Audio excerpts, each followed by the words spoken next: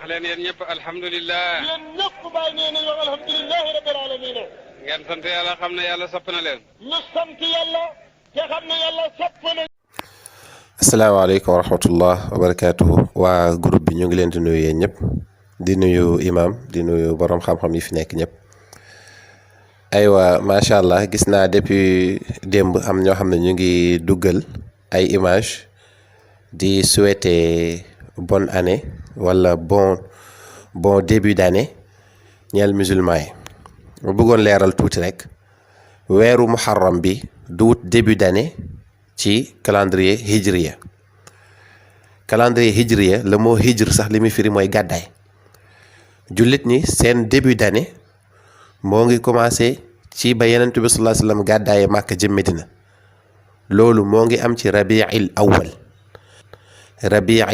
ci weeru gàmmu ci la Yonent bi sallallahu alayhi wa sallam gàddaaye Màkka jëm Medina. histoire muharram bii nii loolu moo jiitu l'islam mooy année lunaire ñoo ngi commencé mois yi ci hijriya jëm safar ainsi de suite. bu fekkee année solaire la ñu ngi commencé ci mois de janvier loolu ci saison yi lañ koy xoole.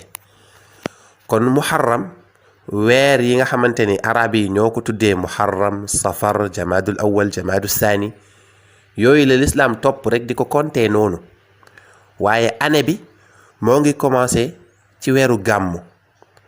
kon Yonent bi sallallahu alayhi wasallam ba mu gàddaayee Màkka jëm Medina ba weeru gàmmu bi ñëwaatee ci la calendrier hijriya am 1 an ba weer boobu noonu ñëwaatee rabi'ul awwal ci la am 2 ans.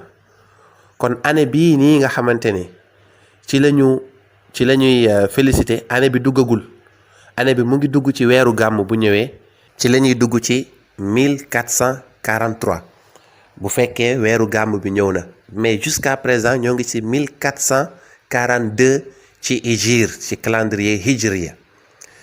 léegi nag li indi jaxase bi laa wax mooy que ne début mois yi seen tur comme ni nga waxee janvier février mars avril ba décembre. ci arab yi ñoom premier mois bi ñuy compter mooy muharram safar rabi'ul awwal rabi'ul thani jamaadul awwal jamaadul thani ba ñuy ñëw ci rajab sha'ban ramadan noonu la ñuy compter ñoom ba keroog ñuy eggwaat ci zul hijja. moo tax nag bu ñëwee ba fii rek ñu foog ne début d'année bi dugg na déedéet duggagul moo ngi dugg ci bu ñu ñëwee ci rabi'ul awwal.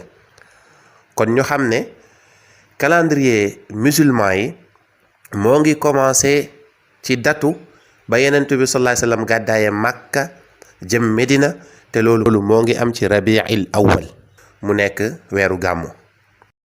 weeru tamxarit tey mooy premier jour bi mais lu tax duñu tuddee tey premier jour ci ñenn ñi pour ñi nga xam ne dañuy tàmm di souhaiter wala yu mel noonu di ko yóbbu ba ci fukkeelu fan ba mooy que ne Tasu'a ak Ashura dafa am ay événement yu rëy yu xewoon ci l'islam ku dellu ci suñuy vidéo yi ñu defoon daaw di nga ci xam lu bari ci xew-xew bés yooyu noonu.